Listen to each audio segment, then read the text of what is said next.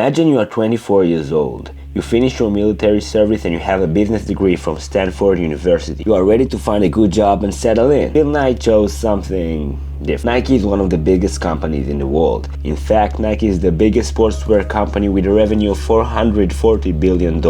It is so huge that it almost seems like it has always existed. But of course it wasn't the case. In fact, it all started with a simple university paper. In university, Phil Knight wrote a paper that changed his life. Being a runner, I knew something about running shoes. Being a business buff, I knew that Japanese cameras had made deep cuts into the camera market, which had once been dominated by Germans. I argued in my paper that Japanese running shoes might do the same thing. The idea interested me, then inspired me, then captivated me. It seemed so obvious, so simple, so potentially huge. No one asked a single question. They greeted his passion and intensity with size and boredom. Lesson number 1. Search the connection between the different things you are interested in. Phil made a decision. He wanted to go and travel around the globe, and during his trip to find a Japanese manufacturer that will want to work with him. But he had one problem. He didn't have enough money. Phil desperately needed his father's help. Phil was so afraid that his father would reject him and waited for a specific time in the week when his dad watches his favorite TV show to go and pitch his idea. Eventually, his father agreed to help him. Lesson number 2. Be careful with whom you are sharing your ideas. When a new idea is born, it is so fragile, and the first reaction of the people we are sharing our ideas with is so crucial for its life. Be careful with whom you are sharing your ideas and build a platform with open-minded people who won't criticize you for thinking big. After traveling in Hawaii, Phil was now ready to head on to Japan and find his manufacturer. On his way to Japan, Phil's doubt started rising. Just 15 years ago we were fighting these guys, and I'm now going on a crazy business venture in this country? Maybe I'm just crazy? In Japan, he started calling shoe manufacturers and managed to arrange a meeting in a company named Onitsuka Tiger. In the meeting, everything depended on Phil rising to the occasion. He knew that if he wouldn't be able to pull this off, it is over. He will return back home to a life of disappointment and a broken dream. What company are you representing, Mr. Knight? Blue Ribbon, I said. Gentlemen, I represent Blue Ribbon Sports of Portland, Oregon.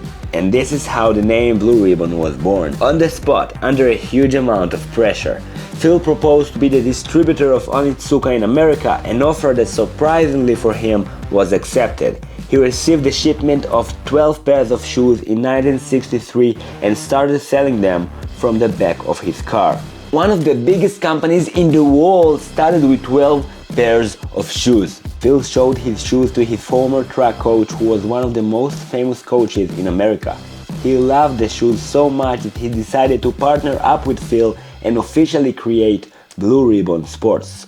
Their first shipment amounted to 300 pairs and arrived in April 1964. Thanks to Bill's connections, they were able to sell them all till July. As the company grew, Knight loved the shoes created by Onitsuka. He respected the quality of the Japanese brand, and this trust led him to reinvest his earnings to aggressively open up new stores throughout the United States to sell more Onitsuka shoes. In spite of the success, things were very complicated. The opening of new stores left Phil Knight in a tricky situation where he had to constantly worry about cash flow to support higher sales volumes. He had to hire more staff, more facilities, and order more shoes. Onitsuka were constantly shipping shoes late, satisfying their local demand, creating massive headaches for Phil Knight as he navigated a tricky financial situation. Hoping to improve Onitsuka's delivery schedules, he invited officials from Onitsuka to visit Blue Ribbon Sports headquarters in Oregon. However, during the officials' visit, Knight discovered that Onitsuka had gone behind his back to establish other shoe distributors throughout the United States. Onitsuka wanted to move on to more experienced distributors to expand and increase their revenue. When Knight got over the shock of the sudden betrayal, he decided to strike back. He collected his team and decided to build a brand that will be his very own. Initially, Knight wanted to name it Dimension 6, but thankfully they went on the idea of Jeff Johnson and decided to call the new company Nike, for the Greek goddess of victory. When he needed a logo, Knight called a young artist he met and asked her to draw something that represents motion. She designed the famous swoosh sign for $35. End of the day, she received stocks worth of $1 million. After separating from Onitsuka and going out on his new way with production under his control, Phil could finally grow. In 1989, Nike finally became the largest sportswear company in America with brilliant marketing of signing young prodigies and the brilliant just do it marketing. The world was overrun with war and pain and misery. The daily grind was so exhausting and often unjust.